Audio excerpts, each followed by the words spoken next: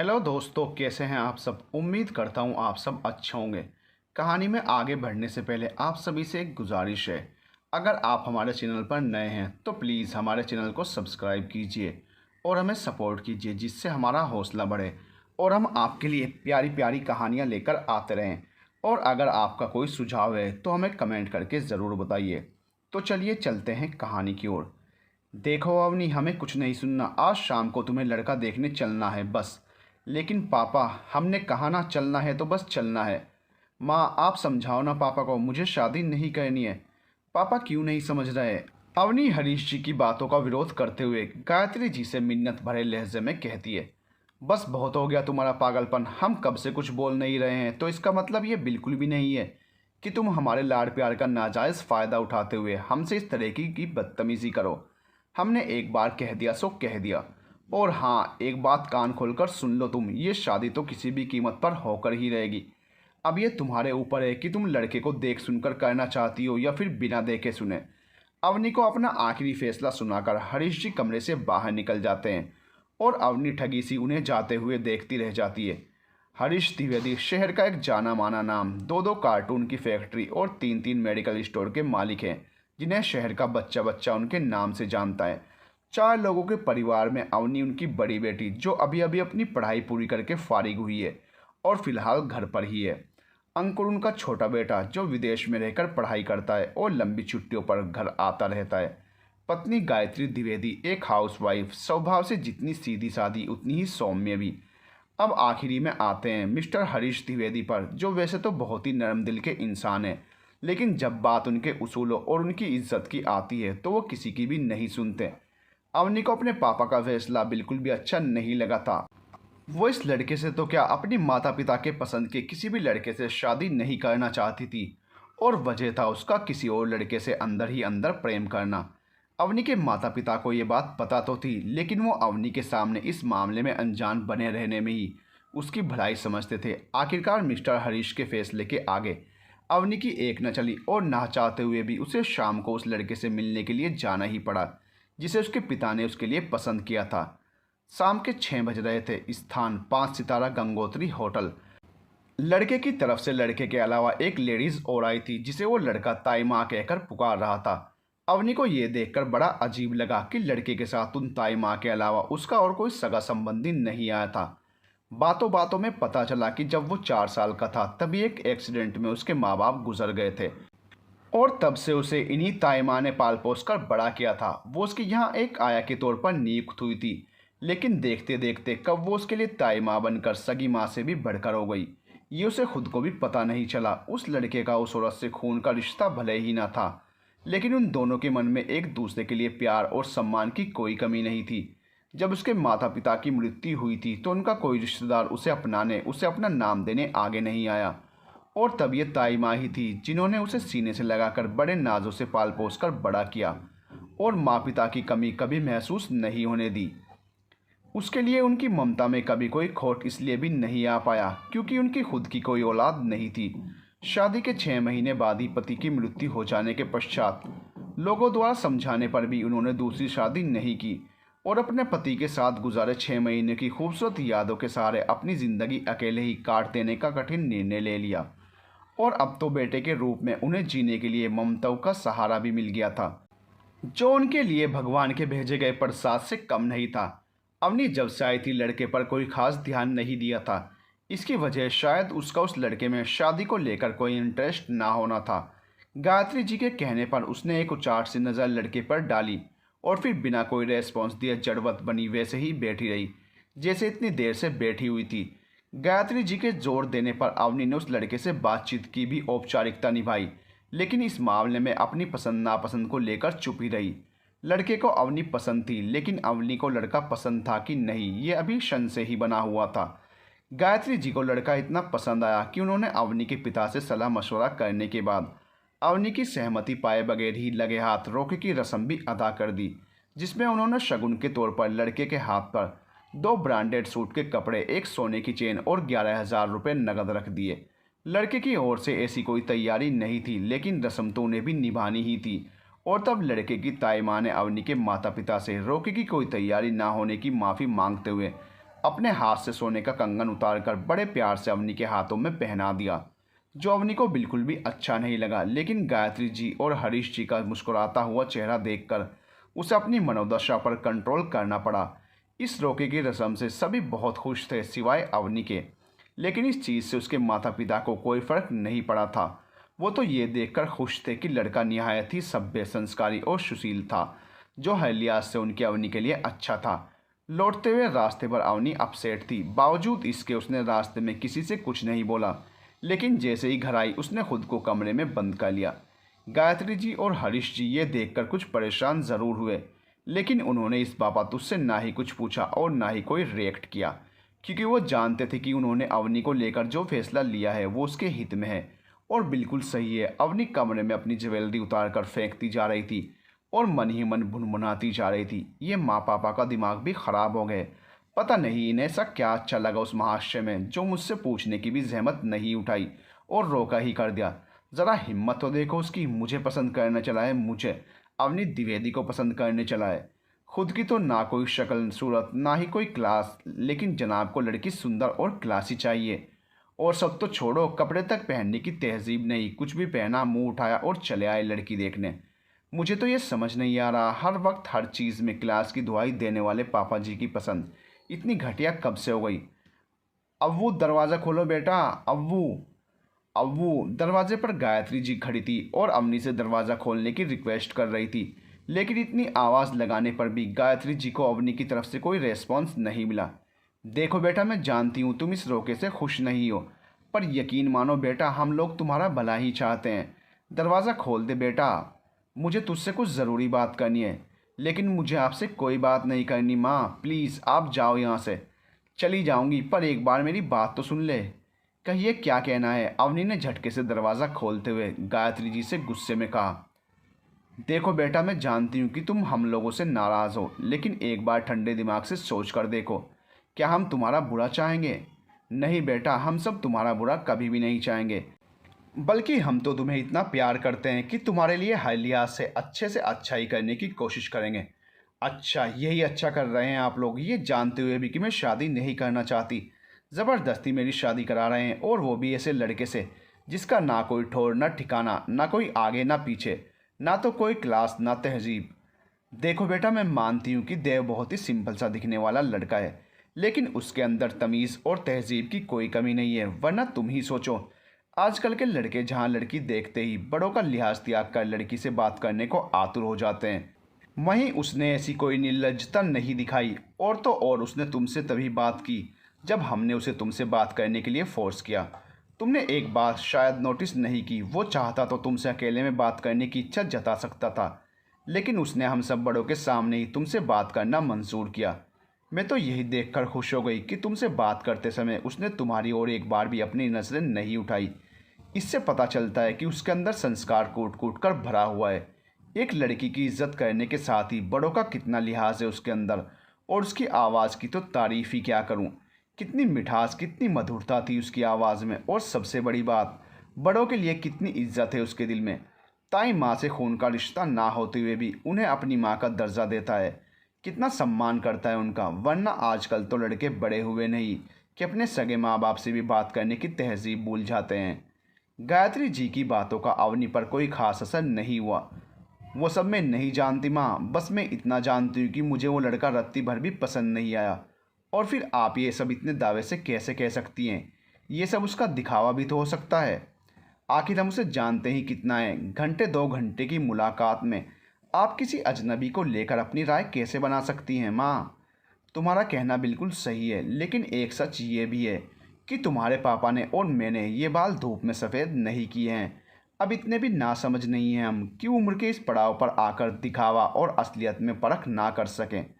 माँ, आप समझ क्यों नहीं रही हैं? क्यों मुझे ज़बरदस्ती ऐसे लड़के से शादी करने को मजबूर कर रही हैं, जिसे मैं ठीक से जानती भी नहीं? इसमें कौन सी बड़ी बात है? नहीं जानती तो जान जाओगी। अब देखो ना, तुम्हारे पापा ने और मैंने तो शादी से पहले एक दूसरे को देखा तक नहीं था, तो क्या हम में प्यार नहीं? क्या एक दूसरे को समझते नहीं? 25 साल हो गए हैं हमारी शादी को, आज तक हमारे बीच किसी भी चीज़ को लेकर तू मैं नहीं हुई। क्यों? क्योंकि इसकी नौबत ही नहीं आई कभी। इतना समझते हैं हम एक दूसरे को, फिर ज़रूरी तो नहीं कि शादी से पहले जिसे हम अच्छे से जानते हों या पहचानते हों उसके साथ ही पूरी ज़िंदगी अच्छे से काटी जा सकती है। देखो वो ये बात समझने के लिए अभी तुम बहुत छोटी हो, पर यकीन मानो मैं और तुम्हारे पापा तुम्हारी भलाई ही चाहते हैं। अब कैसे समझाऊं मैं तुम्हें। अच्छा, क्या तुम्हें पाथवी याद है? अरे वही तुम्हारे देहरादून वाले मामा जी की लड़की जिसने मामा जी के खिलाफ जाकर अपनी पसंद के लड़के से शादी की थी। हाँ याद है तो। फिर तुम्हें यह भी पता होगा कि उस मनचाही शादी का अंजाम क्या था। उसने मामा जी के ऊपर जाकर अपने पसंद के लड़के से शादी करने को तुम्हारे मामा जी को मजबूर तो कर दिया था, और मामा जी ने भी बेटी की खुशी के लिए अपनी पसंद को दरकिनार कर उसकी पसंद से उसकी शादी करवाने में ही अपनी भलाई समझी थी। लेकिन उस शादी को हुए 1 साल भी नहीं गुजरा होगा कि उन दोनों के बीच तलाक लेने की नौबत आ गई। वो तो भला हो शेखर का, जिसने मामा जी की अच्छाई की वजह से पाथवी की सारी सच्चाई जानकर भी उसे अपनी शादीशुदा जिंदगी को दूसरी बार जीने का मौका दिया। और सिर्फ मौका ही नहीं दिया, उसे अपना नाम देने के साथ ही समाज में इज्जत और दिल में जगह भी दी। आज देखो, जिसने उस लड़के के चक्कर में मामा जी की पसंद शेखर को नापसंद कर दिया था, आज वही पाथवी शेखर के गुणों का बखान करते नहीं थकती। कितनी अच्छी बॉन्डिंग है दोनों में, और प्यार तो इतना गहरा कि दोनों एक दूसरे के बगैर एक पल भी नहीं रह सकते। हाँ वो सब तो मैं जानती हूँ, लेकिन आप ये सब मुझे क्यों बता रही हो? मैं तुमसे ये सब इसलिए बता रही हूँ ताकि तुम सही फैसला ले सको। मैं कुछ समझी नहीं माँ, आप कहना क्या चाहती हो? अवनी गायत्री जी से अपनी नजरें चुराते हुए तभी जुबान में लड़खड़ाते हुए बोली। मैं वही कहना चाह रही हूँ जो तुम समझ रही हो, और तुम अच्छे से समझ रही हो कि मैं क्या कहना चाहती हूँ। हमें पता है कि तुम्हें इस शादी से इनकार क्यों है। गायत्री जी की बात पर अवनी उन्हें शन से भरी नज़र से देखती है। देखो अवनी, जो तुम चाहती हो वो कभी नहीं हो सकता। ऐसे कैसे किसी को बिना देखे बिना जाने तुम उस रिश्ते की झूठी आस में बैठी रह सकती हो? प्यार व्यार अपनी जगह, लेकिन किसी शख्स के लिए ऐसा पागलपन ये ठीक नहीं। सिर्फ उसके शब्दों को पढ़कर तुम्हारा उसके साथ भावनात्मक रूप से जुड़ना ये कहाँ तक सही है? और जब तुम्हें ये भी नहीं पता कि उसके दिल में तुम्हारे लिए वो फीलिंग्स हैं भी या नहीं जो तुम्हारे दिल में उसके लिए हैं। ये सब कहानियाँ फिल्मों में अच्छी लगती हैं, रियल लाइफ में ऐसा कुछ नहीं होता। तुम भले 24 की हो गई हो, लेकिन हमारी नज़र में तुम अभी अपना अच्छा बुरा सोचने में असमर्थ हो। और ऐसे में हमारी जिम्मेदारी बनती है कि तुम्हारी नादानियों को नज़रअंदाज करके तुम्हें सही रास्ता दिखाएं। तुम्हारे लिखे गए लेटर के जवाब में उसके 1-2 लेटर क्या आ गए? तुम तो इसे प्यार ही समझ बैठी। ज़रा सोचो, तुम्हारे जैसे न जाने कितने फैंस होंगे उसके, जो उसे लेटर लिखते होंगे, उससे मिलने को कहते होंगे, उससे बात करना चाहते होंगे। हो सकता है वो भी उन सब के जवाब में औपचारिकता बस अपने खास फैंस को लेटर में जवाब लिखता हो। लेकिन इसका मतलब ये तो नहीं कि वो इन सभी से प्यार करने लगे।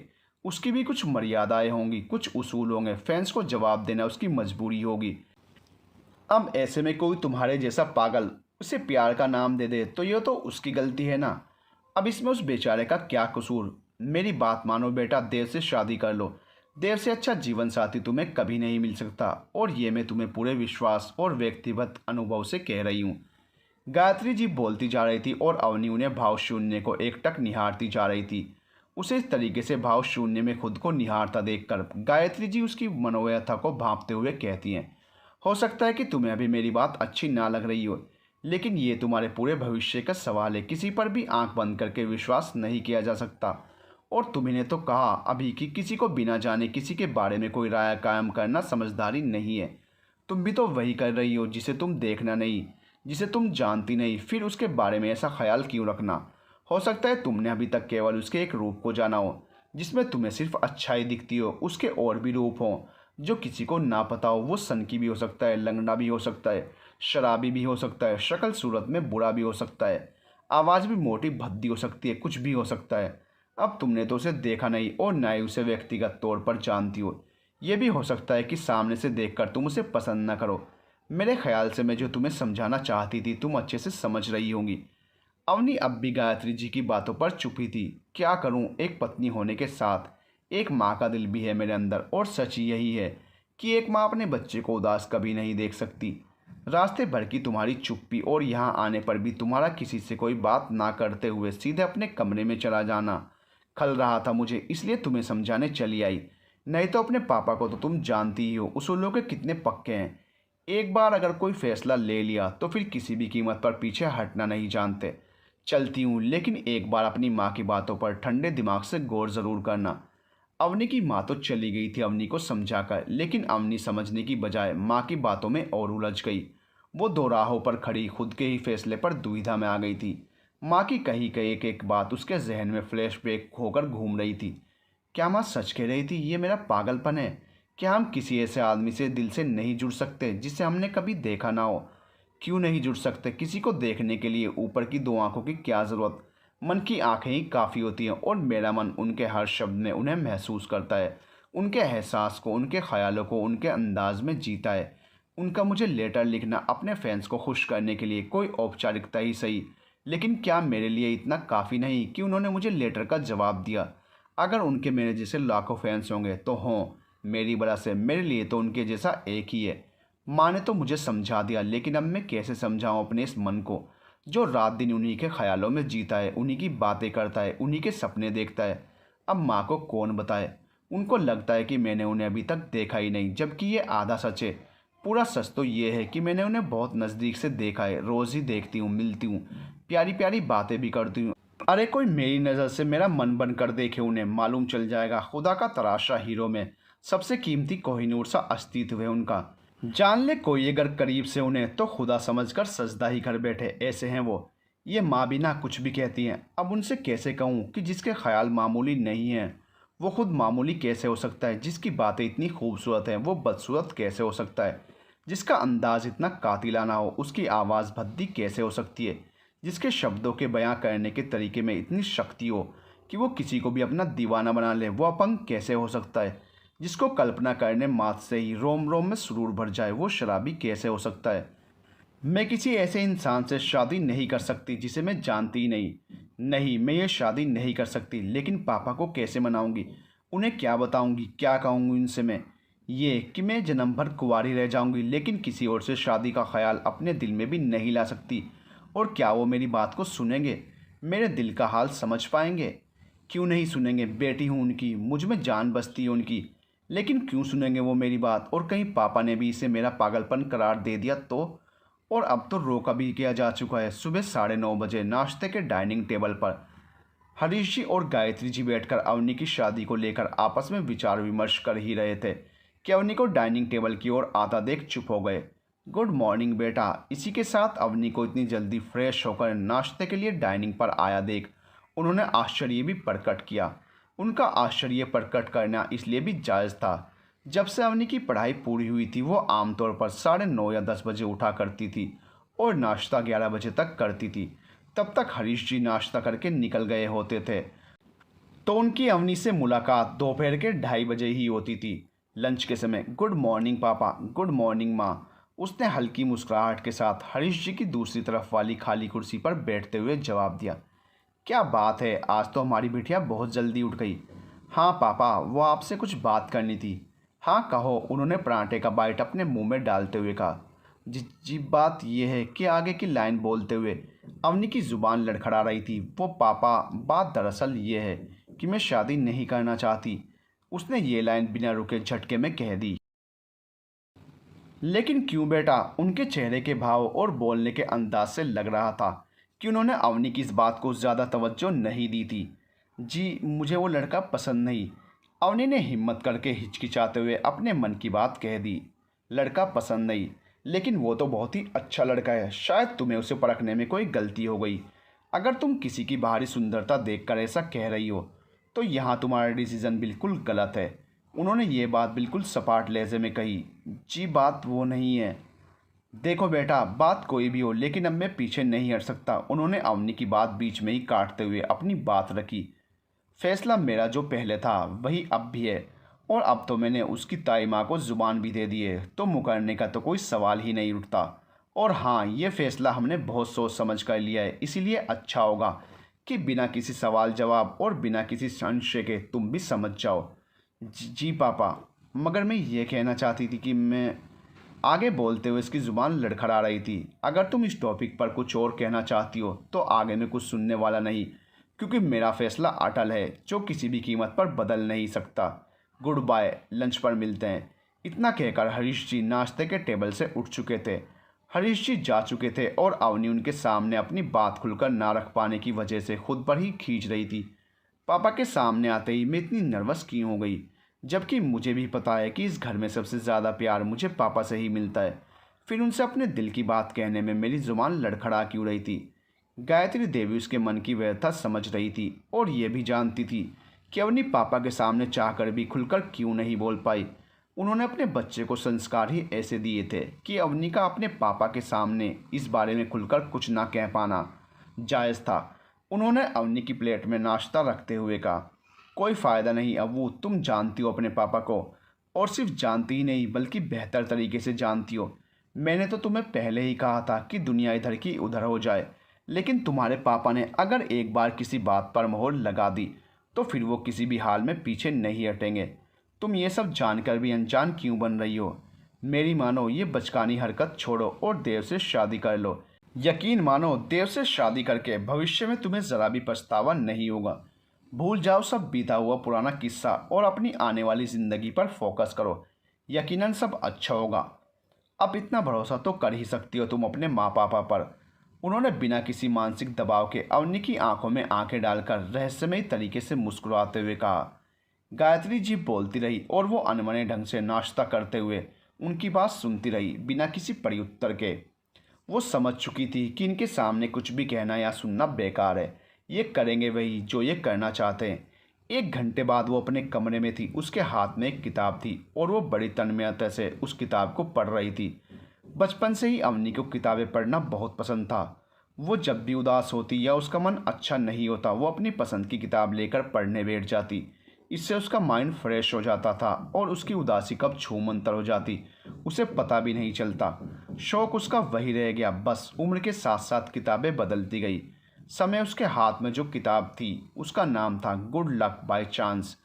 बिस्तर पर पेट के बल लेटे लेटे ही वो उस अधूरी किताब को पूरी करने में लगी थी। 10 पेज की बची वो कहानी उसे क्लाइमैक्स के उत्सुकता की ओर धकेल रही थी, जो उसने कुछ ही मिनटों में कंप्लीट कर ली। और अब वो उस कहानी के मुख्य पात्र के किरदार में खुद को महसूस करने की कोशिश कर रही थी। वाह क्या कहानी लिखे, सुपर्ब डुपर्ब, शानदार क्लाइमैक्स भी क्या ज़ोरदार था। किस्मत हो तो जूही जैसी। जूही इस कहानी की मुख्य पात्र जो उसने अभी अभी ख़त्म की थी। उसे जिससे मोहब्बत थी वो उसकी ज़िंदगी नहीं था और वो उसकी ज़िंदगी में आई। उसकी बेशुमार मोहब्बत में वो पहले से शामिल थी। अब जूही को भी कहाँ पता था, जिसे वो जानती तक नहीं थी, वास्तव में वही उसकी लाइफ का रियल हीरो था। कितना सुखद अंत था इस कहानी का। काश जूही की तरह मेरी भी किस्मत होती, मुझे भी मेरे सपने का हीरो ऐसे ही मिल जाता। लेकिन अफसोस, सपने और हकीकत में ज़मीन आसमान का अंतर होता है। यहाँ मैं उनके सपने देख रही हूँ लेकिन उनके सपनों में पता नहीं कौन, या शायद नहीं। कितना अजीब है ये सोचना, लेकिन सच तो यही है कि मैं उनके लिए जो महसूस करती हूँ वो किसी और के लिए नहीं कर सकती, उनका नहीं बता सकती। लेकिन मेरे लिए तो वो ही मेरे पहले और आखिरी प्यार है। अवनी कुछ सोचने वाले अंदाज में, ऐसा क्या करूं जो उस तमीज़दार से पीछा छूटे मेरा। ये माँ पापा भी ना पता नहीं क्या समझकर उस लोअर क्लास को लेकर मेरे पीछे ही पड़ गए हैं, और अब तो उनकी बात मानने के अलावा कोई रास्ता भी नज़र नहीं आ रहा मुझे। क्या करूं मैं, क्या करूं ऐसा कि सांप भी मर जाए और लाठी भी ना टूटे। सोचते सोचते अचानक से उसकी आंखों में चमक आ जाती है और वह खुशी से चहक उठती है। ठीक है, मैं करूँगी शादी। अगर माँ पापा चाहते हैं कि मुझसे शादी करूँ तो मैं तैयार हूँ। जब वो मान नहीं रहे हैं अपना फ़ैसला ज़बरदस्ती मेरे ऊपर थोपने में, तो मैं भी कुछ कम नहीं पड़ूंगी। ऐसा सबक सिखाऊंगी उस तमीज़दार को कि खुद ही मेरे पैरों पर गिरकर खुद को छोड़ देने की दुहाई मांगेगा। आओ बच्चों, बड़ा शौक है ना तुम्हें मेरा हमसफ़र बनने का। तुम भी क्या याद रखोगे कि किससे पाला पड़ गया तुम्हारा। ऐसा नाच नचाऊंगी कि मेरा हमसफ़र बनना तो छोड़ो, किसी भी लड़के का ख्याल तक मन में लाने के लायक नहीं रहोगे। शादी के 1 महीने के भीतर भीतर मुझसे पनाह मांगते नजर ना आए तो कहना। बस कुछ दिन और फिर तुम्हें समझ आएगा कि मैं क्या चीज़ हूँ। Wait and watch. Good luck mister lower class. और इसी के साथ उसके होठों पर एक कुटिल मुस्कान तैर जाती है। 1 महीने बाद अवनी की शादी की तैयारियां जोरों शोरों पर थी। द्विवेदी भवन को पूरे शान शौकत से सजाया जा रहा था। हरीश जी कोई कसर नहीं रखना चाहते थे अपनी बेटी की शादी को लेकर, और रखते भी कैसे, आखिर उनकी इकलौती बेटी की शादी जो थी। पूरा द्विवेदी मैंशन दूधिया रोशनी से जगमगा उठा था। कोठी की शान देखते ही बन रही थी। ये क्या माँ, कल मेरी शादी है और भाई अभी तक नहीं आया। शायद वो भूल गया कि उसकी इकलौती बहन की शादी है जो बार बार नहीं होनी। अवनी ने गायत्री जी से शिकायत भरे लहजे में कहा। हाँ, कहा तो था कि ज़्यादा दिन की छुट्टी नहीं मिल पाएगी, इसलिए 2 दिन के लिए ही आ पाऊँगा, मगर आ जाऊँगा ज़रूर। अब तक तो उसे आ जाना चाहिए था। वो दोनों बात कर ही रही थी कि तभी अवनी का मोबाइल बज उठा। अवनी ने नंबर देखा और खुश होते हुए बोली, माँ, भाई का नंबर है, वो इंडिया आ चुका है। वो जल्दी से फ़ोन रिसीव करती है। हेलो अंकी, कहाँ हो तुम? अब तक तो तुम्हें आ जाना चाहिए था। अब क्या फेरे हो जाने के बाद आने का इरादा है? माई स्वीट हार्ट दी, जहाँ इतनी देर इंतज़ार किया।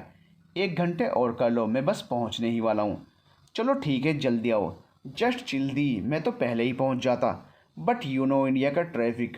हाँ हाँ, पता है इंडिया का ट्रैफिक। चलो रखती हूँ, जल्दी पहुँचो। ओके दी। इधर तुमने फ़ोन रखा, उधर मैं हाजिर। बदमाश, कहने के साथ ही अवनी हंस दी। 1 घंटे बाद 6 फीट लंबा, शरीर से सुडौल और रंग में गोरा, एक बहुत ही हैंडसम सा लड़का द्विवेदी मैंशन में दाखिल हुआ। हाय मॉम, हेलो डैड, कैसे हो आप? अरे बेटा, आ गए तुम? गायत्री जी ने उसे बड़े हर्ष से गले लगाते हुए कहा। उसे देखकर खुश तो द्विवेदी जी भी बहुत हुए, लेकिन उन्हें उसका यह अंदाज पसंद नहीं आया था। वो जैसे ही हरीश जी से गले लगने गया, हरीश जी ने उसे गले तो लगाया, लेकिन टोकते हुए, लगता है विदेश में रहकर तुम अपने संस्कार भूल गए हो बेटा। तुम्हें तो ये भी याद नहीं रहा कितने दिनों बाद मिलने पर अपने माता पिता के पैर छूते हैं, ना कि दोस्तों की तरह हाय हेलो करते हैं। ये मत भूलो कि मैंने तुम्हें वहाँ पढ़ने भेजा है, ना कि अपनी भारतीय संस्कृति को छोड़कर वहाँ की पाश्चात्य संस्कृति को अपनाने। हरीश जी की बातों को सुनकर अंकुर शर्मिंदा होता है और उनके पैर छूते हुए सॉरी बोलता है। खुश रहो। एक बात हमेशा याद रखना बेटा, देश के किसी भी कोने में रहना, कोई भी भाषा बोलना, लेकिन अपनी भारतीय संस्कृति पर गर्व करना कभी मत भूलना, और साथ ही साथ अपनी माँ का दिया हुआ संस्कार भी याद रखना। जी डैड, बिल्कुल। फिर वो गायत्री जी से भी सॉरी बोलते हुए उनके भी पैर छूता है। अरे खुश रहो बेटा। आप बिना आते ही मेरे बेटे को डांट दिया। गायत्री जी को हरीश जी का इस तरह से अंकुर को टोकना ज़रा भी नहीं भाया था। अरे नहीं मॉम, डैड ने बिल्कुल सही कहा, मैंने गलती की तो उन्होंने मुझे टोका। अब आप लोग मुझे सही रास्ता नहीं दिखाओगे तो और कौन दिखाएगा? मेरा प्यारा बेटा, कहते हुए गायत्री जी ने एक बार फिर से उसे सीने से लगा लिया। ये देख हरीश जी भी मुस्कुरा उठे। वैसे मॉम, दी कहाँ है? दिख नहीं रही, इतनी देर से तो फ़ोन पर फ़ोन किए जा रही थी। अब जब मैं आ गया तो वही नदारद हैं। अभी तक तो यहीं थी, शायद अपने कमरे में होगी। ओके, मैं उनसे मिलकर आता हूँ। अवनी अपने कमरे में शादी से संबंधित तैयारियों में लगी हुई थी। दरवाज़ा खुला था और दरवाजे की तरफ पीठ करके बैठी थी। अंकुर जब देखता है कि अवनी का मुंह दूसरी तरफ होने से वो उसे नहीं देख पा रही, तो उसे एक शरारत सूझती है। वो दबे पांव अवनी के एकदम पीछे खड़े होकर अपना चेहरा उसके कानों के पास ले जाकर जोर से बोलता है, बूम। उसके अचानक से ऐसा करने से अवनी डर जाती है और घबराहट में पीछे पलटकर देखती है। हा हा हा, दीदी आप तो अभी पहले की तरह ही डरती हो। तो ये तुम थे बदमाश, कहते हुए उसके कानों को पकड़कर हल्के से मरोड़ देती है। आते ही मुझे परेशान करना शुरू कर दिया। कान छोड़ो दी, दर्द हो रहा है। वो तो मैंने बस चेक करने के लिए किया था कि अभी भी आप पीछे से आवाज़ देने पर डरती हो या फिर जीजू ने आपका डर भगा दिया है। जीजू के बच्चे, पीछे से कान के इतने नज़दीक आकर जोर से बूम करके डराते हो और कहते हो जीजू ने डर निकाल दिया होगा। सॉरी दी, आपको तो पता ही है मेरे ऐसा करने पर जब आप डरती हो तो ये देखकर मुझे कितना मज़ा आता है। मज़ा आता है? आओ निकालती हूँ तुम्हारा सारा मज़ा। कहते हुए अवनी भाग रहे अंकुर के पीछे भागती है। कुछ देर में वो दोनों गायत्री जी के पास खड़े होकर अपनी अपनी शिकायत कर रहे थे। माँ देखो ना, भाई ने आते ही मुझे डरा दिया। नहीं मॉम, मैंने तो बस हल्का सा बूम किया था। अब मुझे क्या पता था डी डर जाएंगी। अच्छा, हल्के से किया था और नहीं तो क्या? और आपने जो इतनी ज़ोर से मेरा कान खींचा उसका क्या? वो तो मैं ऐसे ही खींचूंगी। अरे बस भी करो तुम दोनों, आपस में मिले नहीं कि बच्चों की तरह लड़ना शुरू कर दिया। और तुम अबू बेटा क्या करती हो? कल तुम्हारी शादी है और तुम अभी भी बच्चों की तरह। और नहीं तो क्या, कल आपकी शादी है और आप इतनी दूर से आपके लिए ही आए अपने भाई से लड़ रही हो। नॉट फेयर दी। अंकुर ने गायत्री जी की बात पूरी होने से पहले ही अवनी को चिढ़ाने वाले अंदाज में कहा। अच्छा, मैं लड़ रही हूँ? और शुरू किसने किया था? वो तो मेरा आपसे प्यार जताने का तरीका था। ये कौन सा तरीका हुआ भला? आप नाराज़ हो? अंकुर ने उसकी आंखों में झांकते हुए कहा। नहीं, मुझे तो तुम पर प्यार आ रहा है। वेल, वो तो आएगा ही। मैं हूँ ही इतना स्वीट, हैंडसम, क्रूल, डैशिंग कि किसी को भी मुझ पर प्यार आ जाए। फिर आप तो मेरी स्वीट हार्ट हो। आपको तो आना ही है, उसने अपने पहने हुए जैकेट को पकड़कर थोड़ा आगे की तरफ झटकते हुए कहा। अपने ही मुंह मियाँ मिट्टू, क्या करूं, आप तो कहते नहीं कभी, तो मैंने सोचा मैं खुद ही खुद के सारे कॉम्प्लीमेंट दे देता हूं। वैसे झूठ कहा क्या? बिल्कुल भी नहीं, मेरे भाई जैसा हैंडसम तो कोई हो ही नहीं सकता। अवनी इमोशनल होते हुए कहती है। अवनी को भावुक देख अंकुर भी इमोशनल हो जाता है। फिर इसी बात पर एक बार और हो जाए। अवनी उसका इशारा समझते हुए कहती है, वाई नॉट। और फिर दोनों मुस्कुराते हुए एक दूसरे को हक करते हैं। उन दोनों का इतना प्यार देख गायत्री जी के होंठों पर बरबर सी मुस्कान बिखर जाती है, जबकि दूसरी तरफ अपनी आंखों में आंसू आने से वो खुद को भी रोक नहीं पाई थी। अगले दिन शाम को बारात दरवाजे पर खड़ी थी और हरीश जी बारातियों के स्वागत में खड़े थे। अवनी आज दुल्हन के रूप में कहर ढा रही थी। हल्के गुलाबी रंग के जोड़े में वो आसमान से उतरी कोई अप्सरा सी प्रतीत हो रही थी। अवनी की सारी सहेलियां अभी कुछ देर पहले ही वहां से हटी थी। बैंड बाजे की आवाज़ सुनकर दुल्हा देखने की उत्सुकता में कुछ बालकनी पर थी तो कुछ नीचे उतर गई थी, जहां सब अवनी के होने वाले दूल्हे को देखने के लिए इतने उतावले दिख रहे थे। वहीं अवनी को लड़के के दूल्हे रूप को देखने में कोई दिलचस्पी नहीं थी, क्योंकि जब उसकी बेस्ट फ्रेंड शिवांगी ने उसका हाथ पकड़कर बालकनी की तरफ आने के लिए खींचा था तो उसने बहुत रूखे शब्दों में जाने से इनकार कर दिया था। और फिर शिवांगी ने भी ज़्यादा जोर नहीं दिया था। इस वक्त अवनी कमरे में अकेली बैठी देव के प्रति अपने गलत मंसूबों को सार्थकता का पंख दे रही थी। वो उन विचारों में इतनी खोई थी कि उसे पता ही नहीं चला कि गायत्री जी उसके बगल में बैठकर उसे एकटक निहार रही हैं और मन ही मन उसकी नज़र उतार रही थी।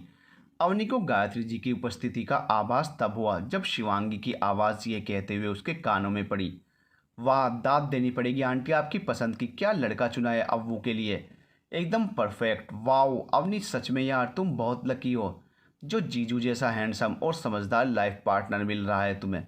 सच कह रही हो बेटा, अव्वू वाकई में बहुत लकी है जो उसे देव जैसा लड़का मिल रहा है एक जीवन साथी के रूप में। वैसे देव भी कुछ कम लकी नहीं है, उसे भी तो अवनी जैसी प्यारी जीवन संगनी का साथ मिल रहा है। लाखों में एक है हमारी अवनी। अरे आंटी, ये कहने वाली बात है, अपनी अव्वू का तो कोई जोड़ ही नहीं है, क्यों अवनी? उसने अवनी को हल्की सी कोहनी मारते हुए कहा। अच्छा, तुम बैठो, अव्वू से बात करो, तब तक मैं नीचे जाकर देखती हूँ। जी आंटी। अव्वू, तुम तो कह रही थी लड़का दिखने में ही लोअर क्लास है, लेकिन जीजू तो बहुत ही हैंडसम है यार। गायत्री जी के जाते ही शिवांगी ने अवनी से अपने दिल की बात बयान की। हैंडसम है? कहाँ से? तुम्हारी नज़र भी शिवी। वैसे मुझे इन सब चीज़ों से कोई फ़र्क नहीं पड़ता, वो हैंडसम है या नहीं, मेरे लिए ये मायने नहीं रखता। एक बात शायद तुम भूल रही हो शिवी, मेरे लिए ये शादी सिर्फ एक समझौता है जो मैं अपने माँ पापा की वजह से कर रही हूँ। मुझे उसमें कोई भी दिलचस्पी ना थी, ना है और ना ही आगे होगी। मैं उसके साथ ज़्यादा दिन नहीं रह सकती, बस एक बार ये शादी हो जाने दो, फिर उसका रास्ता अलग और मेरा रास्ता अलग। तुम शायद ऐसा इसलिए कह रही हो क्योंकि तुमने शायद उन्हें इस नज़र से देखा ही नहीं, या फिर देखना ही नहीं चाहा। लेकिन एक बात समझ लो, सपने और हकीकत में बहुत अंतर होता है अव्वू। सपने देखना तो हमारे हाथ में है, लेकिन उसको हकीकत में बदलना भगवान के हाथ में है। तुम एक ऐसे इंसान के लिए अंकल आंटी और उस इंसान को धोखा देने जा रही हो जो तुम्हारा ख्वाब है तो है, लेकिन सच्चाई से उसका कोई वास्ता नहीं। तुम ऐसा नहीं कह सकती शिवी, क्योंकि सच तुम्हें भी पता है। तुम जानती हो कि मेरा दिल किसके नाम से धड़कता है, मेरी सांसें किसके ख्याल से चलती हैं, मेरा रोम रोम किसके नाम का कायल है। भले उनका साथ ना मिले मुझे, लेकिन उनके प्रेम के एहसास से खुद को ज़िंदा रख सकती हूँ मैं। मेरे लिए इतना ही काफ़ी है कि वो मेरे नाम से मुझे पहचानते हैं, मेरे जज्बात के पन्नों में मुझे महसूस करते हैं, मेरे लिखे गए शब्दों में मेरे इमोशंस की कदर करते हैं। देखो अव्वू, एक अच्छी फ्रेंड होने के नाते मेरा फ़र्ज़ था कि मैं तुम्हें सही सलाह दूँ। अब अगर तुम अपनी ही ज़िद पर अड़ी रहना चाहती हो तो मर्ज़ी तुम्हारी। इतना कहकर शिवांगी चुप हो जाती है। द्वार पूजा के बाद जयमाला, फिर शादी, सारे रस्म बिना किसी बाधा के संपन्न हो जाते हैं और अब विदाई की बारी थी। अवनी की विदाई के लिए एक ब्रांड न्यू कार बाहर खड़ी उसका इंतजार कर रही थी। अंकुर आंखों में आंसू लिए अवनी को पकड़कर कार में बैठाता है। सारे दोस्त रिश्तेदार इस विदाई की घड़ी में गमगीन थे और साथ ही अवनी का परिवार भी। हरीश जी और गायत्री जी का दुख देव समझ सकता था। वो उन्हें दुखी देखकर उनके नज़दीक जाता है और उन्हें समझाता है, पापा माँ, आप अवनी की तरफ से बिल्कुल निश्चिंत रहिए, वो अब मेरी जिम्मेदारी है और मैं आपको वचन देता हूँ मेरी वजह से अवनी को या आपको कभी कोई शिकायत का मौका नहीं मिलेगा। आपकी तरह मैं भी अवनी को हमेशा खुश देखना चाहता हूँ। अवनी पर आपका अधिकार जितना शादी से पहला था उतना ही अब भी है। आप जब भी अवनी को याद करेंगे उसे अपनी नज़रों के सामने पाएंगे। इसी के साथ उनके पैर छूता है और कार की तरफ बढ़ जाता है। कार के पास अंकुर खड़ा था जो दुखी मन से कार में बैठी अवनी को ही देख रहा था। देव भारी मन से उसे गले लगाता है और कार में बैठ जाता है। कार चल पड़ती है और अवनी उन्हें कार के अंदर से सिर निकालकर तब तक देखती है जब तक वो लोग उसकी नज़रों से ओझल नहीं हो जाते। 5 कमरों के बने उस घर में 14 बाई 14 का वो कमरा जिसमें अवनी को पहुंचाया गया था अवनी के लिए आश्चर्य का विषय बन गया था। सारी सुख सुविधाओं से युक्त उस कमरे को बहुत ही करीने से सजाया गया था जो किसी 5 स्टार होटल से कम नहीं लग रहा था। इतना खूबसूरत कमरा देखकर अवनी को यकीन ही नहीं हो रहा था कि उसकी नज़र में लोअर क्लास लगने वाले देव की पसंद इतनी हाई क्लास भी हो सकती है। वो अवाक सी उस कमरे की खूबसूरती को निहार ही रही थी कि तभी उसे किसी के कमरे की तरफ आने की आहट सुनाई देती है। आहट सुनकर वो नॉर्मल होते हुए खुद को सावधान मुद्रा में लाती है। वो ताई माँ थी जो दूध से बड़ा गिलास कमरे में रखने आई थी। दूध का गिलास रखकर कुछ बात करने के इरादे से वो अवनी के बगल में बैठ जाती हैं। मैं जानती हूँ बहू कि तुम्हारे घर की अपेक्षा ये घर बहुत छोटा है। हो सकता है कि तुम्हें यहाँ कुछ दिनों तक थोड़ा अजीब लगे लेकिन धीरे धीरे आदत पड़ जाएगी। ये कहते हुए उनके होंठों पर हल्की मुस्कान थी। थोड़ी देर रुककर तुम सोच रही होंगी कि घर इतना सूना सूना क्यों है। इसका भी कारण है। दरअसल देव को ज़्यादा भीड़ भाड़ पसंद नहीं है इसलिए घर पर किसी को नहीं बुलाया। अभी तक तो घर में कोई मेड भी नहीं थी। ऐसा कोई काम भी नहीं था कि इसकी ज़रूरत पड़ती लेकिन कल से मेड आया करेगी। मैं तो देव से मना कर रही थी कि मेड की ज़रूरत क्या है। मैं जैसे सब पहले करती आई थी वैसे ही आगे भी कर लिया करूँगी। लेकिन देव ने जिद पकड़ ली। कह रहा था कि बहू के रहते आप काम करेंगी तो अच्छा नहीं लगेगा और अवनी को शायद काम करने की आदत ना हो। इसलिए एक मेड होनी ही चाहिए जो आपके कामों में हाथ बटा सके। भाव विभोर होते हुए ऐसा ही है मेरा देव। एकदम भोला, मासूम, जज्बाती, अपनों का ख्याल रखने वाला और थोड़ा कम बोलने वाला भी। दुनिया में सबसे अलग। जो दे दो बिना मिन मेक निकाले खा लेता है। कभी कोई शिकायत नहीं। दिखने में जितना सिंपल और साधारण, विचार से उतना ही सुलझा हुआ। लेकिन हाँ, कुछ उदास उदास सा रहता है। कहीं ना कहीं उसके दिल में ये बात बैठ गई है कि उसके माता पिता की मौत का जिम्मेदार वो ही है। इसका सारा दोष वो अपनी किस्मत को देता है। मुझे तो याद भी नहीं कि आखिरी बार उसका खुलकर मुस्कुराता हुआ चेहरा मैंने कब देखा था। बावजूद इसके दिल का इतना अच्छा है कि रिश्ते निभाने की परिभाषा उससे बेहतर कोई नहीं समझता होगा। शायद बचपन से रिश्तों की कमी के चलते वो रिश्तों की अहमियत ज़्यादा करता है। इतनी बातें करने के बावजूद अवनी की तरफ से अभी तक ताई माँ को कोई प्रतिक्रिया नहीं मिली थी। ऐसा लग रहा था कि वो देख तो उन्हें रही थी लेकिन उसका दिमाग कहीं और था। अवनी का अपनी बातों पर यूं भावहीन सा बने रहना उन्हें कुछ परेशान कर रहा था। मैं समझ सकती हूँ इस वक्त तुम्हारे दिल पे क्या चल रहा होगा, क्योंकि तुम ये सोचकर हैरान हो ना कि कैसे घर में ब्याह हो गया है तुम्हारा। ना कोई दोस्त ना कोई रिश्तेदार। जैसा कि अभी मैंने तुम्हें बताया कि अपना देव है ही ऐसा, नकली रिश्तों की भीड़ से बिल्कुल अलग थलग रहने वाला, संकोचित स्वभाव और कुछ ज़्यादा रिजर्व रहने की वजह से कोई खास दोस्त वो बना नहीं पाया और रिश्तेदारों की दूरियों की वजह से वो किसी को अपना नहीं पाया। इसमें उसका दोष भी नहीं। भावुक होने की वजह से कोई बात दिल पर जल्दी लगा लेते हैं। लेकिन अब तुम आ गई हो तो सब ठीक हो जाएगा। वैसे इन सब के अलावा एक और अच्छाई भी है उसके अंदर। वो जिसे चाहता है पूरी शिद्दत से चाहता है। फिर उसे इस बात से कोई फ़र्क नहीं पड़ता कि सामने वाला इस प्रत्युत्तर में उसके प्रति कैसा व्यवहार रखता है। अब मेरे लिए ही ले लो, एक खांसी भी सुन जाए मेरी तो परेशान हो जाता है। सारा काम धाम छोड़कर मेरी सेवा में मेरे पास ही बैठा रहता है। किस्मत वाली हो तुम जो तुम्हें देव के रूप में साक्षात देवता मिली है। बस इतना ही कहूँगी बहू कि ख्याल रखना उसका। और मुझे पूरा यकीन है कि वो बचपन से जिन रिश्तों और अपनों के जिस प्यार से महरूम रहा है उस कमी को पूरा करने में तुम कोई भी कसर नहीं छोड़ोगी। इतना प्यार देना उसे कि वो सब कुछ भुलाकर तुम्हारी मशरूफियत में खुद को खुशकिस्मत समझने लगे। उसके होंठों की खिलती मुस्कान सिर्फ तुम ही वापस ला सकती हो बहू, सिर्फ तुम ही ला सकती हो। खुश रहो, चलती हूँ। अगर किसी चीज़ की ज़रूरत हो तो आवाज़ लगा देना। मैं एक कमरा छोड़कर उसके बगल वाले कमरे में ही हूँ। ताई माँ के जाने पर अवनी देव के कैरेक्टर को लेकर सोच में पड़ जाती है। दरअसल अवनी ताई माँ को ये दिखाने की कोशिश कर रही थी कि उनकी बातों का उस पर कोई असर नहीं पड़ रहा है, जबकि सच्चाई ये थी कि वो उनकी बातों को गौर से सुन रही थी और अंदर ही अंदर हैरान हो रही थी। ये तो कोई सस्पेंस थ्रिलर का गुमनाम कैरेक्टर लग रहा है। चलो अच्छा है, उसके बारे में इतना कुछ जानकर मेरा काम और आसान हो गया। बस ये समझ नहीं आ रहा शुरुआत कहाँ से करूँ।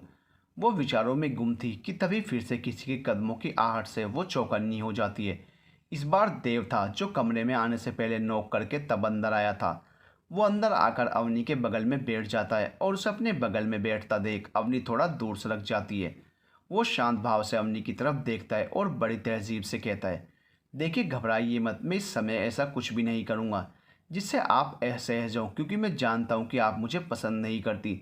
बिना किसी लाग लपेट के और बगैर कोई औपचारिकता निभाए उसकी बोली गई ये लाइन अवनी को झटका देने के लिए पर्याप्त थी। उसके अचानक से बोली गई इस लाइन पर जो अवनी अभी तक नीचे ऊपर दाएं बाएं देख रही थी, आश्चर्य में भरकर उसकी तरफ देखने लगी।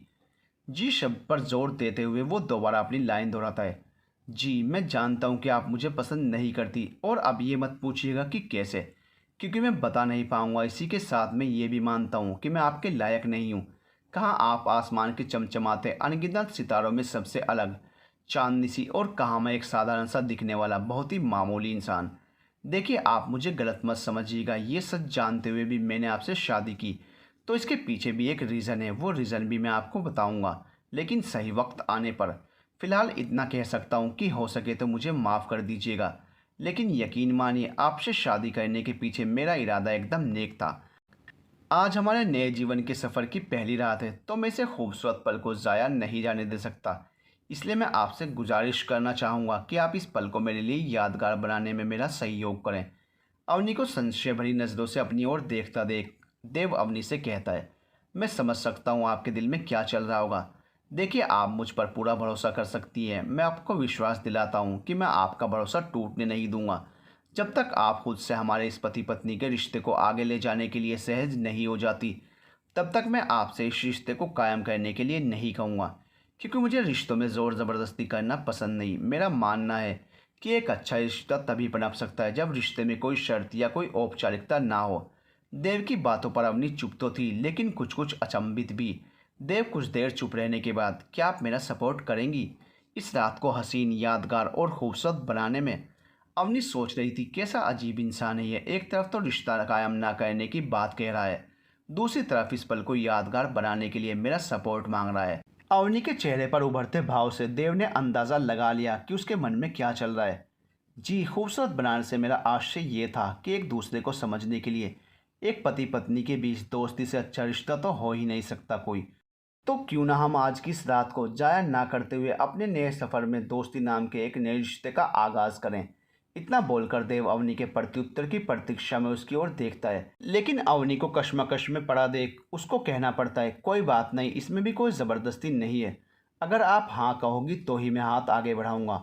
उसके इस बात पर इस बार अवनी ने कुछ बोला, और सिर्फ बोला ही नहीं, ऐसा बोला, अपनी शादी की पहली रात को कोई भी पत्नी अपने पति से ऐसा नहीं बोलना चाहेगी। देखिए मुझे ना आपकी दोस्ती में कोई इंटरेस्ट है और ना ही आप में। आपकी अब तक की बातों से मैं समझ चुकी हूँ कि आप एक सुलझे हुए इंसान और अच्छे दिल के मालिक भी हैं। बावजूद इसके मैं आपके साथ पति पत्नी के रिश्ते को लेकर ही नहीं, किसी भी रिश्ते को लेकर कभी सहज नहीं हो पाऊंगी।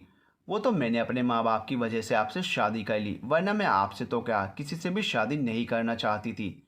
देव उसकी बातों पर बिना अचंभित हुए देखिए, मैं आपकी बात समझ सकता हूँ, आप बिल्कुल भी परेशान ना हो, लेकिन एक बार आप मेरी बातों पर गौर करके देखिए, हो सकता है कि आपका इरादा बदल जाए।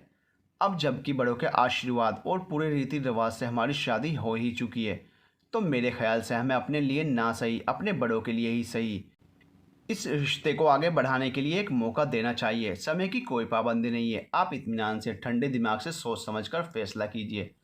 अगर आपको लगेगा कि नहीं, हमारे रिश्ते में आगे बढ़ने जैसा कुछ नहीं है, तो वादा करता हूँ मैं खुद ही आपकी ज़िंदगी से हमेशा के लिए अलग हो जाऊँगा।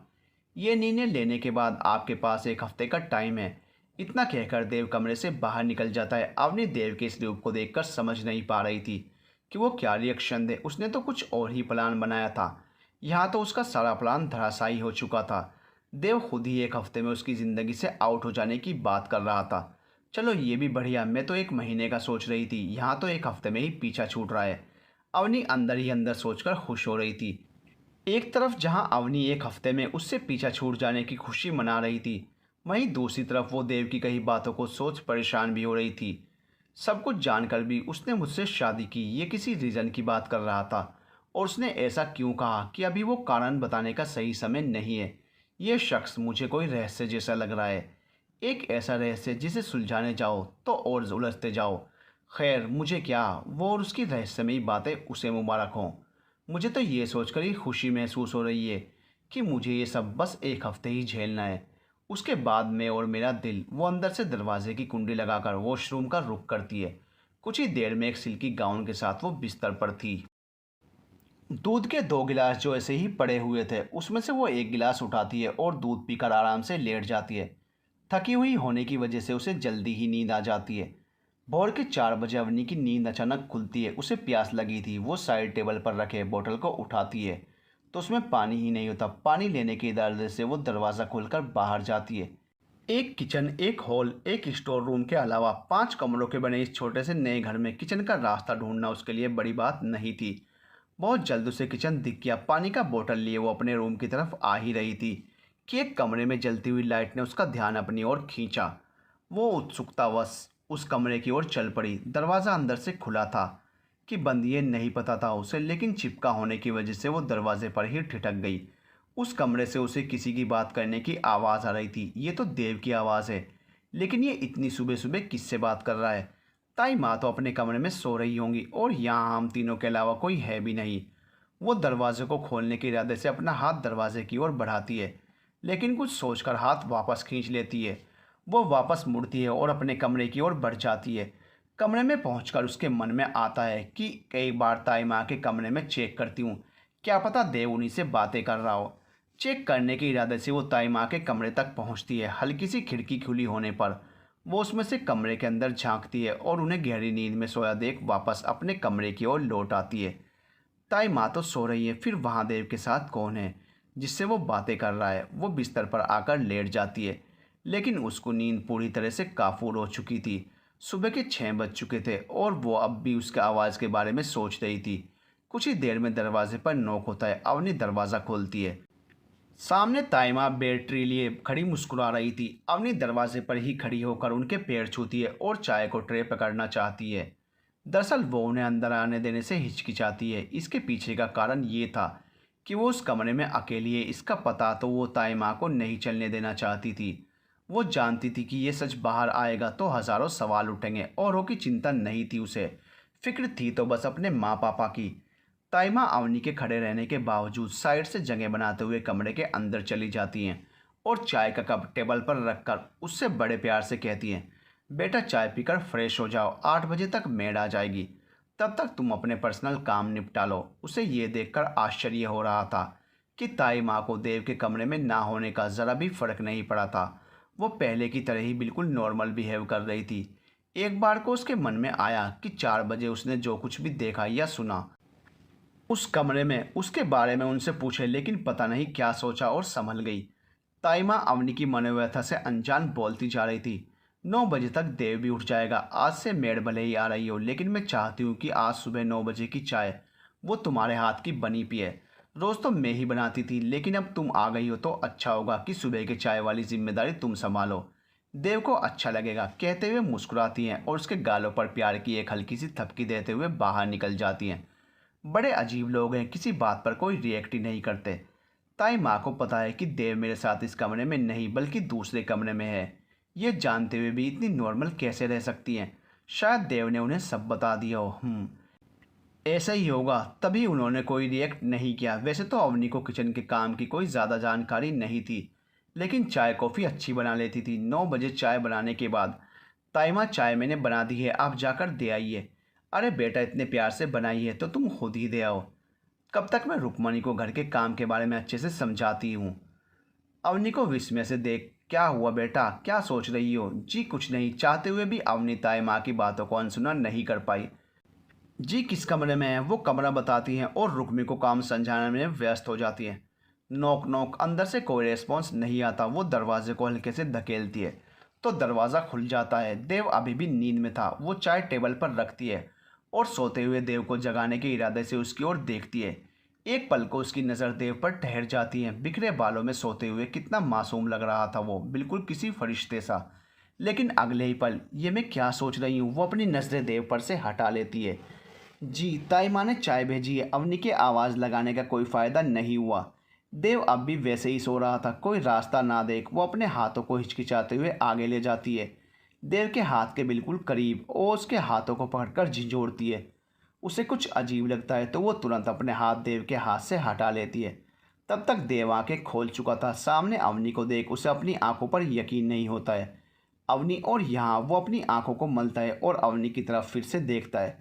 जी, चाय पी लीजिए, ठंडी हो जाएगी, कहकर कमरे से बाहर निकल जाती है। देव मंत्रमुग्ध सा उसे पीछे से जाते हुए देखता रहता है। 2 मिनट बाद उसके हाथों में चाय का कप था और होंठों पर मुस्कान थिलक रही थी। 1 घंटे बाद वो ताई माँ से पूछ रहा था, ताई माँ, आज सुबह की चाय किसने बनाई थी? अवनी ने, क्यों बेटा? नहीं, कुछ नहीं, आज की चाय का स्वाद रोज की अपेक्षा कुछ अलग था, इसलिए पूछा। ताई माँ अंदर ही अंदर समझ रही थी कि देव चाय के पूछने के बहाने क्या जानना चाह रहा था। शाम को छोटी सी एक रिसेप्शन की पार्टी थी जिसमें दोनों तरफ के लोग शामिल थे, जिसमें उधर से अवनी के माँ पापा और क्लोज रिश्तेदारों को इनविटेशन भेजा गया था। इधर से देव के कुछ बहुत ही खास परिचित और पड़ोसियों को इनवाइट किया गया था। ब्लैक कलर के 3 पीस सूट में आज देव वास्तव में बहुत हैंडसम लग रहा था, इतना कि अवनी भी उसको देखने से खुद को रोक नहीं पाई। लाइट ब्लू कलर के लहंगे में अवनी भी कुछ कम नहीं लग रही थी। दोनों की जोड़ी खूब फब रही थी और लोगों के आकर्षण का केंद्र भी बनी हुई थी। रिसेप्शन पर उपस्थित सारे लोगों ने उनके जोड़ी की खूब तारीफ की थी। उसकी शादी को 3 दिन बीत चुके थे, लेकिन देव अलग ही कमरे में रहता था। आज अवनी के पग फेरे की रस्म होनी थी। हरीश जी खुद आए थे अवनी को लिवा ले जाने। अगर अंकुर यहाँ होता तो वही आता, लेकिन अंकुर की उसी दिन शाम को रिटर्न फ्लाइट थी जिस दिन अवनी की विदाई हुई थी। मायके पहुंचकर गायत्री जी से मिलकर अवनी बहुत खुश हुई। दोनों की बातें हो ही रही थी कि बातों बातों में अवनी ने माँ से एक ऐसा सवाल पूछ लिया जो अपनी विदाई वाले दिन से ही वो गायत्री जी से पूछना चाह रही थी, लेकिन संकोच में पूछ नहीं पा रही थी। माँ, एक बात पूछूं? हाँ, पूछो बेटा। वो गाड़ी जिसमें मेरी विदाई हुई थी, वो पापा की तरफ से मेरे लिए सरप्राइज गिफ्ट थी ना? नहीं बेटा, वो तो देव की तरफ से स्पेशली तुम्हारी विदाई के लिए खरीदी गई थी। अच्छा, पापा ने दहेज के नाम पर देव को कितना पैसा दिया था? देना तो चाहा था, लेकिन देव ने दहेज लेने से साफ इनकार कर दिया था। उसने कहा था कि अगर आप मुझे दिल से कोई गिफ्ट देंगे तो मैं खुशी खुशी रख लूँगा, लेकिन दहेज के नाम पर 1 रुपया नहीं लूँगा।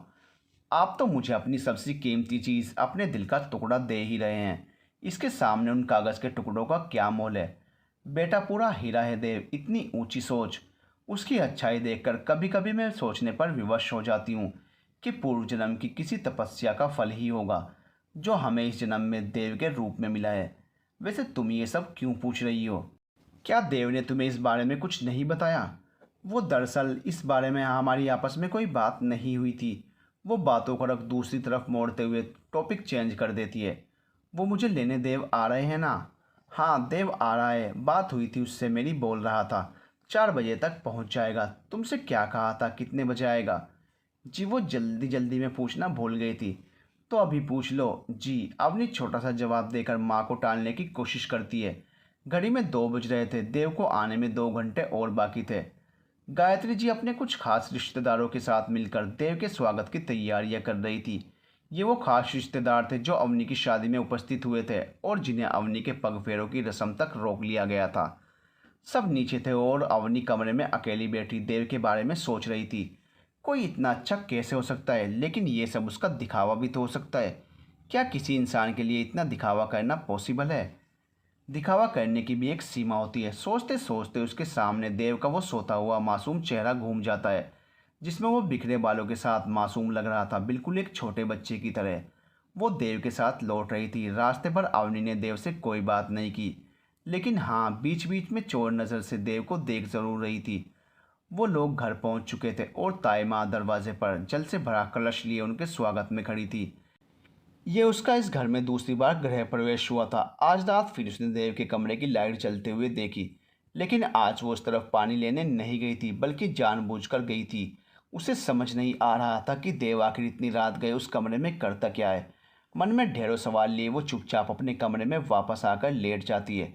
आंखें बंद करके सोने की कोशिश करती है, लेकिन बार बार आंखों के सामने देव का चेहरा आ जाता है। वो शाम को जब देव के साथ घर वापस आ रही थी, उस समय का दृश्य वो भुलाए नहीं भूल पा रही थी। कार चलाते समय कितना कूल लग रहा था वो। लग रहा था कि वो सफ़र कभी ख़त्म ही ना हो और वो इसी तरह चोर नज़र से उसे देखती चली जाए। ये क्या हो रहा है मुझे? मैं उसकी तरफ खिंचती क्यों चली जा रही हूँ? कहीं मुझे उससे नहीं नहीं, ये कैसे हो सकता है? मेरा प्यार तो कोई और है, फिर रह रहकर उसका चेहरा मेरी आंखों के सामने क्यों आ रहा है? क्यों उसका ख्याल मुझे सोने नहीं दे रहा है? क्यों मैं उसके बारे में इस कदर सोच रही हूँ? मुझे उसकी इतनी परवाह क्यों हो रही है? क्या ये उसके प्रति मेरी सहानुभूति है या फिर कुछ और? सोचते सोचते उसे कब नींद आ जाती है पता ही नहीं चलता। दूसरे दिन सुबह जब उसकी आंख खुलती है तो घड़ी में 7 बज चुके थे। वो फ्रेश होने के बाद तैयार होकर शीशे के सामने खड़ी थी और शीशे में खुद को देखकर अपनी ही नज़र उतारने लगी थी। आज उसे बहुत अच्छा फील हो रहा था। वो चहक रही थी, बिल्कुल वैसे ही जैसे शादी के पहले चहका करती थी। उसने बड़े मन से चाय भी बनाई थी देव के लिए और फिर उतरे ही मन से देव के कमरे में लेकर भी गई थी। लेकिन ये क्या, आज तो देव को उठाने की ज़रूरत ही नहीं थी क्योंकि वो पहले से ही जगा हुआ था। वो बिना कुछ बोले चाय रखकर कमरे में आ जाती है। खड़ूस कहीं के, मेरी तारीफ में एक शब्द भी मुंह से नहीं निकलता। वैसे तो बहुत बड़ी बड़ी बातें करते हैं, इतना भी नहीं पता कि एक बीवी को खुश कैसे करते हैं। इतने मन से तैयार हुई थी आज, लेकिन तारीफ तो छोड़ो, नज़र उठाकर देखा तक नहीं। अपनी इतनी खूबसूरत और नई नवेली बीवी से कोई ऐसा सलूक करता है भला? एक हफ्ते का टाइम दिया है, दोस्त बनाने चले हैं मुझे, ऐसे ही दोस्त बनेंगे मेरे? वो भुनभुनाती जा रही थी और अपनी साड़ियों को अलमारी में लगाती जा रही थी। दोपहर के 3 बजे ताई माँ अपने कमरे में आंख बंद करके लेटी थी और देव बाहर किसी काम से निकला था। घर में सन्नाटा देख उसके मन में विचार आता है, मौका अच्छा है, मुझे उस कमरे में जाकर देखना चाहिए कि आखिर उस कमरे में ऐसा क्या है कि देव दिन रात उसी कमरे में पड़े रहते हैं। वो जल्दी से उस कमरे की तरफ जाती है लेकिन कमरे में ताला लगा देख निराश होकर वापस आ जाती है। वो उस ताले को खोलने की कोई तरकीब सोच ही रही होती है कि तभी उसे याद आता है कि चाबियों का एक गुच्छा गैलरी में टंगा रहता है।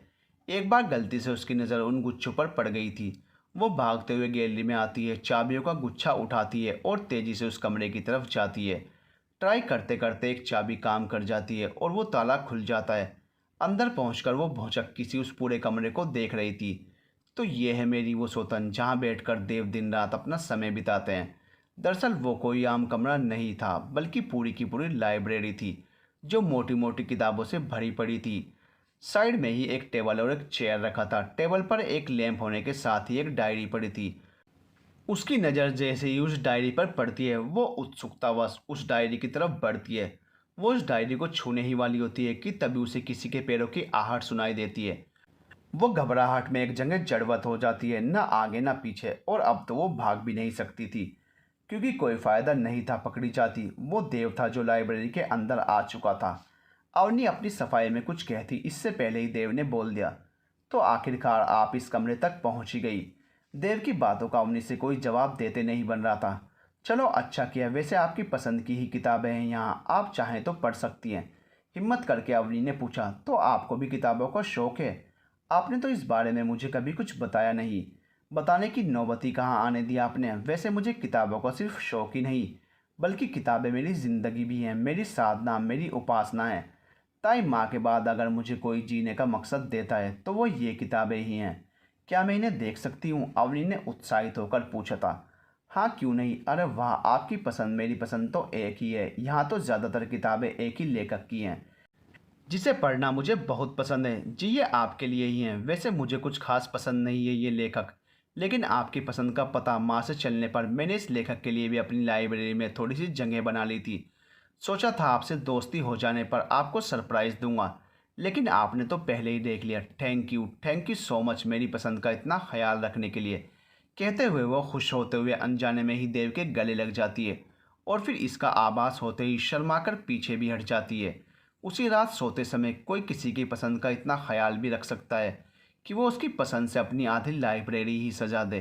कितना ख्याल है उन्हें मेरा। माँ सच कह रही थी कि वो एक अच्छे इंसान है। दूसरे दिन सुबह अवनी रुक्मी को दूसरा काम करने का बोल किचन में खड़ी एक प्यारी सी गज़ल गुनगुनाते हुए चाय चढ़ाने ही वाली होती है कि ताई माँ आ जाती हैं।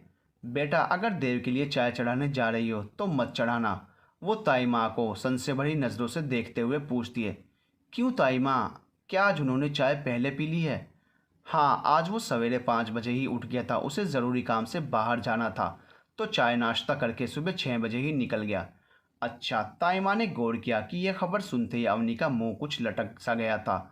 जो उनके लिए खुशी की बात थी वो उदास मन से कमरे में जा ही रही थी कि ताई माँ उसे डायरी का एक फोल्ड किया हुआ पन्ना थमाते हुए कहती हैं, ये देव तुम्हारे लिए दे कर गया है। वो पन्ना पकड़ती है और उसे देखने की उत्सुकता में अपने कमरे में आ जाती है।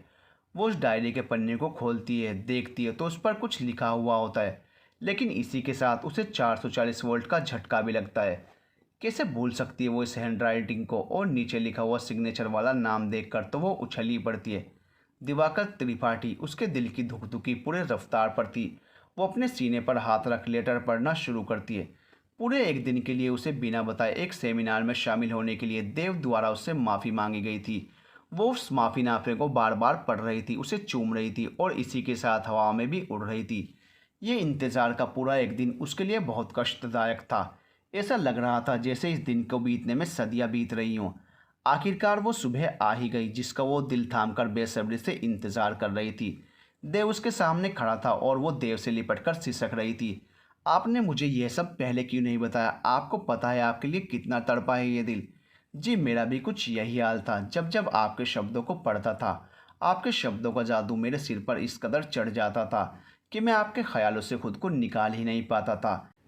एक दिन जब बर्दाश्त करना मुश्किल हो गया तो आपके लिखे पते पर पहुंच गया पापा जी से आपका हाथ मांगने। पहले तो पापा जी गुस्सा हुए, लेकिन जब मैंने उन्हें अपनी और आपकी सच्चाई बताई तो वह खुशी खुशी मान गए। फिर जल्दी ही दूसरी मुलाकात मेरी माँ से भी हुई। जब उन्हें पता चला कि मैं वही हूँ जिसे आप बिना देखे इतना प्यार करती हैं, तो उन्होंने ही मुझे यह रास्ता बताया। इसका मतलब इन सब में आप लोग शामिल थे, सिवाय मेरे।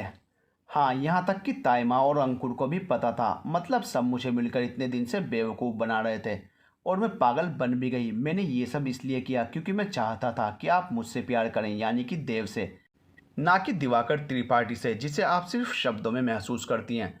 असलियत में तो वो देव जैसा उसमें कुछ है ही नहीं। वो अच्छा भले ही लिखता हो, उसके लाखों फैंस भी होंगे, लेकिन फिर भी वो देव नहीं है। लेकिन मैं तो देव की कायल 2 दिन में ही हो गई, जबकि दिवाकर त्रिपाठी के कायल होने में मुझे 3 साल लगे थे। इसलिए तो मैं आपसे देव बनकर मिला। तभी मैं सोचूं कि एक अनजान की तरफ मैं क्यों खिंचती चली जा रही हूँ। मुझे क्या पता था कि ये खिंचाव बेवजह नहीं था। एक नई सुबह की बेला में दोनों एक दूसरे में समाये एक दूसरे से गिला शिकवा कर रहे थे, और सुबह दो दिलों को एक जान बनता देख उस नई सुबह की किस्मत पर रश्क खा रही थी।